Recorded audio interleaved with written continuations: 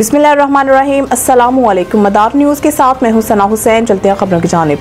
Parliament में security की नाकामी, स्पीकर ने सार्जेंट 8 आर्म्स को मुअत्तल कर दिया। गुज़िश्ता रोज़ स्पीकर कौमी असम्बली सरदार अयाज सादिक ने पार्लियामेंट हाउस से PTI रहनुमाओं की गिरफ्तारी का नोटिस लेते हुए तमाम गिरफ्तार MNAs के प्रोडक्शन ऑर्डर जारी किए थे और कहा था कि पार्लियामेंट हाउस से होने वाली गिरफ्तारियों पर एक्शन होगा और इस पर हर सूरत स्टैंड लेना पड़ेगा। न सिर्फ सारे गेट्स की बल्कि हर जगह की वीडियोस मांगी है ताकि जिस पर जिम्मेदारी डालना है हम डालें।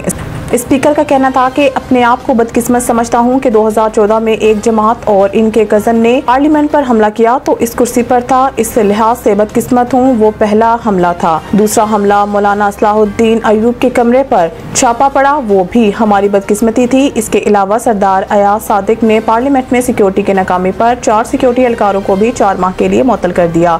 मुअत्तल होने वालों में सिक्योरिटी असिस्टेंट वकास अहमद और 3 junior assistant security officers Ubaidullah, Waheed Safdar और मोहम्मद हारून शामिल हैं।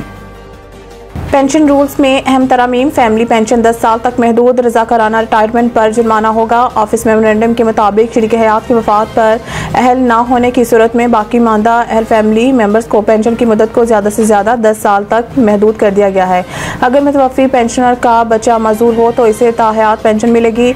अहल बच्चे की सूरत में अमूमी फैमिली पेंशन 10 साल तक या बच्चे की उम्र 21 साल होने तक मिलेगी। स्पेशल फैमिली पेंशन में की गई तरमीम के तहत पेंशन वसूल करने वाली शरीक हयात की वफात या अहल ना रहने की सूरत में फैमिली मेंबर्स को 25 साल तक पेंशन मिलेगी। अगर पेंशनर का बच्चा या बच्ची माजूर हुआ तो ये पेंशन ताहयात होगी। आर्म्ड फोर्सेज और रिसीवर आर्म्ड फोर्सेज के तमाम रैंक्स के लिए पहले से मौजूद पेंशनर के लिए पेंशन की शरह में 50% का इजाफा किया गया। इस तारीख से 60 साल की उम्र तक के बाकी रह जाने वाले सर्विस पर माहाना ग्रास पेंशन पर 3% कटौती की जाएगी। इस तखफीफ की बराई हद 20% मुकर्रर की गई है।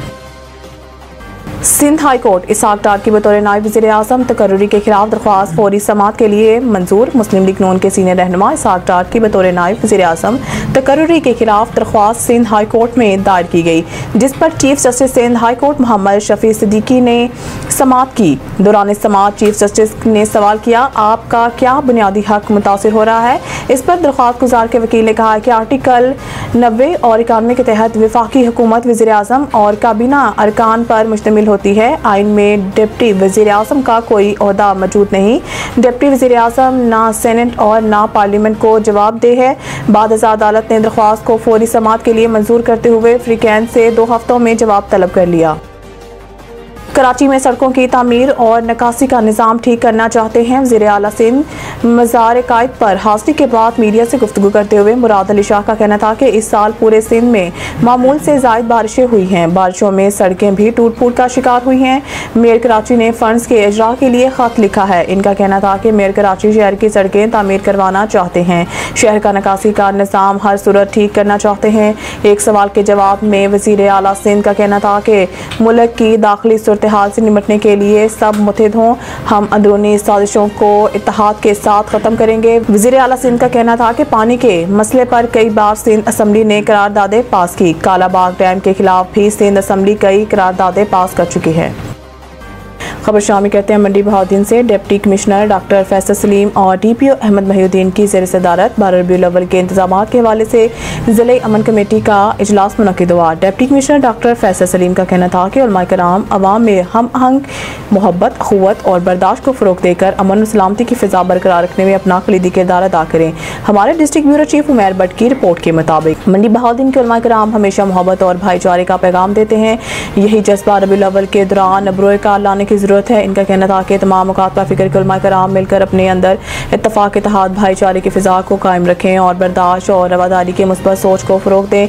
हम सब ने मिलकर ज़िला के अमन को कायम रखना है। DPO अहमद महिउद्दीन का कहना था कि 12 रबीउल अव्वल के मौका पर इंतज़ामी अमूर की उम्दा तकमील समेत फुल प्रूफ सिक्योरिटी के इंतज़ामात मरबूत अंदाज में बरकरार रखने के लिए अरकान कमेटी की तजावीज़ मशावरत को अव्वलीन तरजीह दी जाएगी।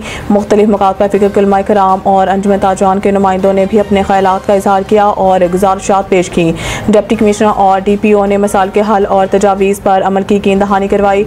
उलमाए कराम और अंजुमन ताजवान के नुमाइंदों ने अपने भरपूर तावन का यकीन दिलाते हुए इस अज़म का इज़हार किया कि ज़िला में अमन व अमान को फ़रोग़ देने के लिए ज़िले इंतज़ामिया के साथ बाहमी कोऑर्डिनेशन के ज़रिए मुस्बत सरगर्मियाँ जारी रखेंगे। न्यूज़ स्टूडियो से फिलहाल के लिए इतना ही। मज़ीद न्यूज़ अपडेट के लिए देखते रहिए मदार न्यूज़।